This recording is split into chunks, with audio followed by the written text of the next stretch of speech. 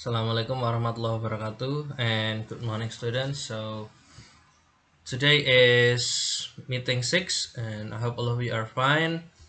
And today's topic is roots. Yeah, as I stated last week, today you will have a quiz covering the previous material and today's material, which are roots and words and morpheme. Yeah, and it is essential for you to learn roots because by knowing roots, you will be able to at least predict the word meaning. Yeah, because roots here provide some meaning in its sort of short terminology. Yeah, like suffix, like prefix and affix. Yeah, for example, prefix un, ya, undo, in the word undo itu tidak melakukan. So the prefix un means tidak. It's more or less like that. And today we come to the topic of roots. Yeah, start from the 5.1 explanation. Many words in English are formed from a set of Latin roots with different prefixes and suffixes. Now, this is the key, yeah. So the English words, lots of English words are mostly formed from the Latin roots, but it is also inevitable that they are also formed from the Greek roots. Ya, jadi in short uh, kata atau vocab ya bahasa Inggris yang Anda ketahui itu awalnya itu berasal dari Latin roots atau origin, kata asal atau kata asli dari Latin ya. So roots here means origin ya, because each word in a language must have its own origin. Nah, like the word, for example, kim in bahasa Indonesia. The word kim, let me um, note. Yeah, the word kim, for example. Yeah, for example, the word game. This word is originally from English, that is game. Yeah, since it is adopted atau diserap, the word game becomes game in Indonesia. So this rule also happens in English. Yeah, and but here the English word are not all of them are from Latin roots, but here, in my opinion, Latin roots hold a role as the one which constructs. Jadi origin atau roots dari bahasa Latin ini dia berperan sebagai konstruk, penyusun suatu kata. Nah, with different prefixes and suffixes. Ya, prefixes suffixes itu ya awalan dan akhiran. Nanti kita akan bahas. Jadi yang pertama, the first idea is that most of English words are formed from Latin roots. Later on we will check the kind of Latin roots, Latin roots plus affixes. Affixes itu imbuhan ya. Kalau prefixes itu depan, suffixes itu belakang. Knowing the roots of such word may help you to remember or guess their meaning when you see them in context. Okay, this is understandable. These words are usually fairly formal. In their formation, they can perhaps be seen as the Latinate formal equivalent of phrasal verbs. Nah, jadi di sini yang dimaksud adalah dalam pembentukannya ya, itu satu kata itu bisa terlihat sangat Latin ya, formal, atau dia bisa dalam bentuk phrasal verb. Nah, phrasal verb ini adalah you can say phrasal verb as a combination of words, which have particular meaning. For example, put off. There are two words here, put and off. The combination of verb and preposition. Put off means melepas. Let's check this one. Oh, iya, di sini juga ada. Ini aja. Put off. Sent.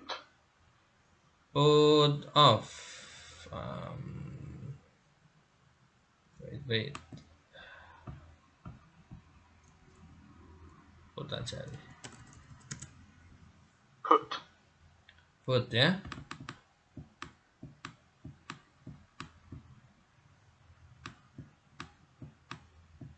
Nah ini kan banyak phrasal verb. Nah kalau PHRV ini phrasal verb, yaitu for example put STH itu something about. Nah put something about means to tell a lot of people news, information, etc. that may be false. Nah for example put corona about. Nah berarti kalau Anda menggunakan put corona about berarti Anda menyebarkan informasi yang salah begitu.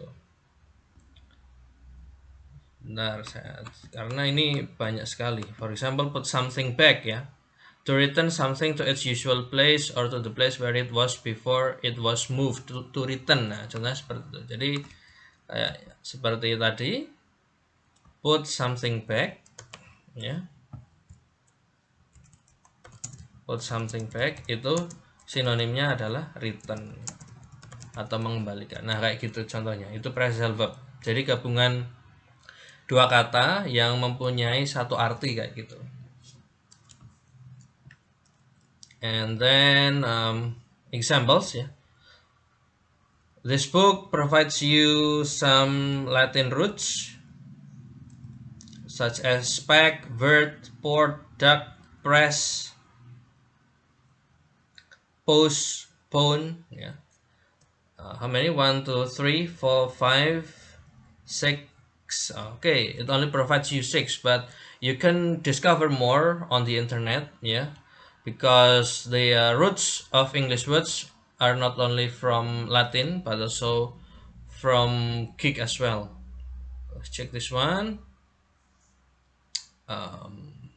Nah, this one. Yeah.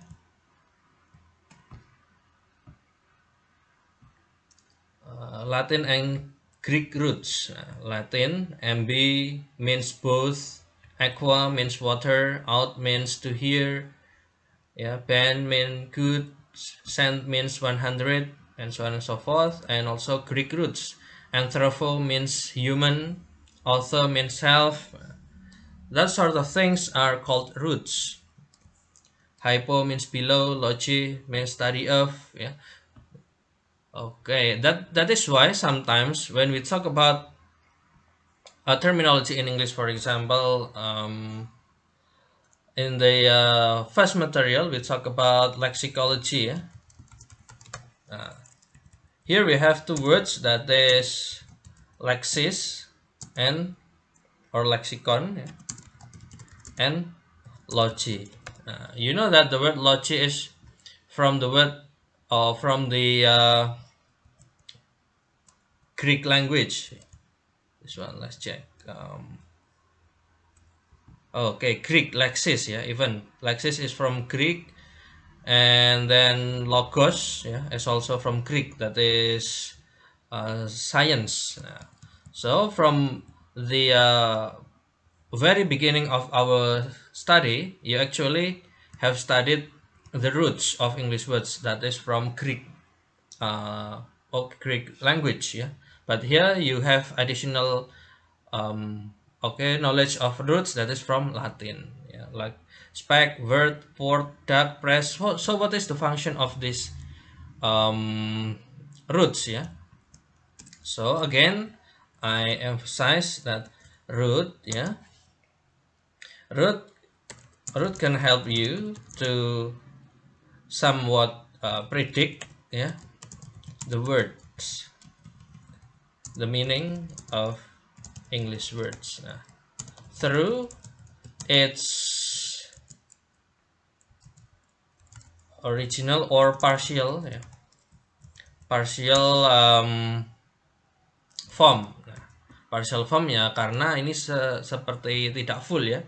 Contohnya spec, di sini ada kata respect. Nah, ini kan cuma setengah gitu. That's why I called it partial. Nah, so spec means see, look. So whenever you find any word like respect, suspect, prospect. Nah, jadi kalau Anda besok lihat atau nemu kata respect, suspect, atau prospect yang ada unsur spek-nya, oh berarti kita tahu bahwa kata tersebut kurang lebih bermakna adalah melihat gitu. Nah, same goes to vert ya. Vert itu artinya turn. Nah, jadi kalau melihat kata revert, convert, divert, oh ada kata vert berarti itu kurang lebih bermakna turn atau merubah begitu. Atau berbelok kalau dalam bahasa yang lebih luas ya, berbelok atau berubah. Lalu kata port ya, kalau mau kata port itu berarti bermakna carry atau take, membawa ya. For example, you find the word transport ya, kalau nemu kata transport, oh ada portnya, berarti ini membawa. Berarti kalau transport itu kaitannya dengan membawa sesuatu. Lalu export, dia juga membawa sesuatu. Support, dia membawa sesuatu. Nah, yang merubahnya atau yang membuatnya berbeda adalah pasangan yang lainnya. Contohnya di sini transport, berarti kan dia ada kata trans dan port, ini itu ya. Nah, that's why it is different. It has different meaning from Latin, ya. Because Latin, as I stated earlier, contributes to partial aspect of English words, ya. Jadi Latin root itu berkontribusi pada sebagian aspek dalam pembentukan kata bahasa Inggris. Nah, untuk membedakan, jadi ada kata trans dan port, ada ex dan port, ada sub dan port, ada kalau masuk im dan port kayak gitu. Sama juga seperti dat sama press. Oke. I guess that's all for the root ya. Jadi root itu intinya tadi bahasa Inggris itu dia kebanyakan terdiri atau tersusun oleh root dari bahasa Latin. Nah, dan juga dia bisa tersusun dari bahasa Greek ya. Greek tadi yang sudah kita diskusikan. Nah, lalu yang sebagian lagi dia membentuk sendiri kata yang seperti tadi transport, ada port, ada trans agar maknanya berbeda. Nah, yang bisa membedakan lagi meaningnya atau word class ya adalah affixes. Affixes can distinguish meaning. Nah, for example tadi ya an sama do. Kata an di sini kan bermakna kayak to reject kayak gitulah, atau to refuse, nah, atau to stop, nah, gitu, untuk menghentikan. Jadi tambahan-tambahan seperti itu dia bermakna bisa membuat satu kata itu bermakna lain, nah, kayak gitu. Soalnya ini undo itu kan kata kerja ini. Contohnya lagi perubahan dari kata kerja ke umpama kata benda, contohnya activate. Ini ya. Nah, activate kalau mau jadi kata benda tambahi ion activation. Nah, ini jadi noun. But we will study this later ya. In affixes different topic.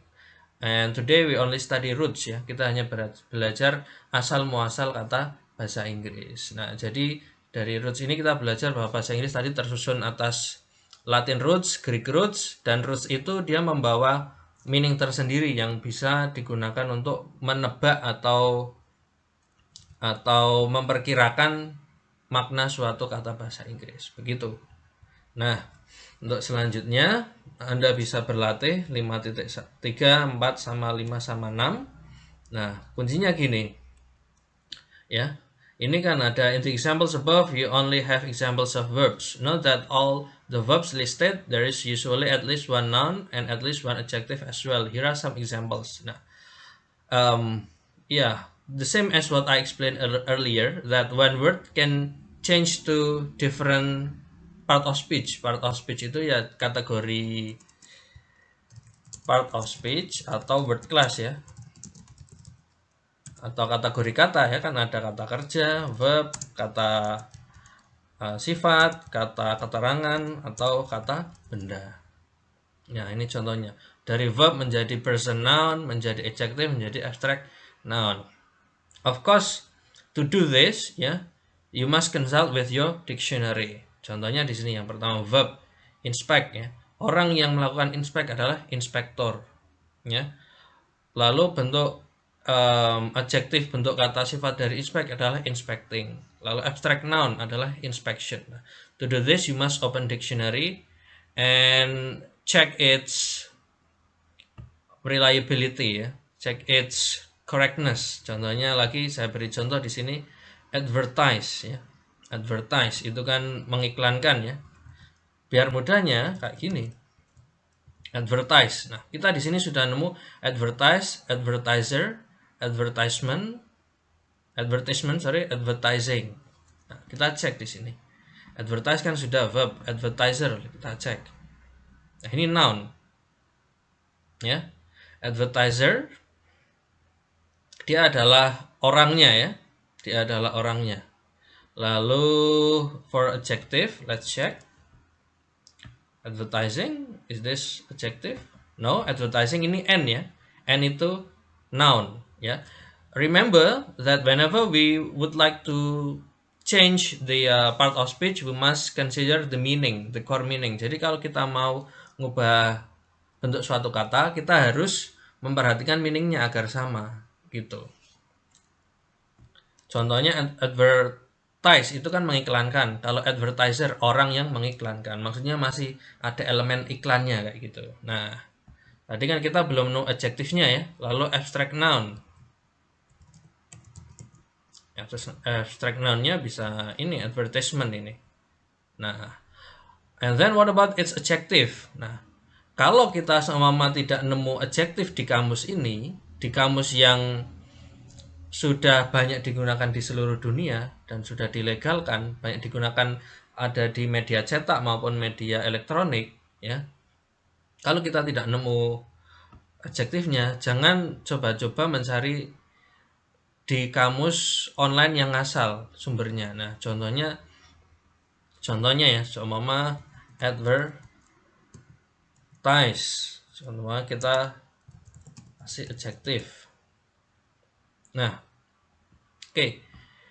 Dia akan yang pertama muncul adalah seringnya itu word hypo ini. Word hypo ini dia online dictionary, tapi ke reliability-nya itu kayak ke absahannya itu masih kurang, ya.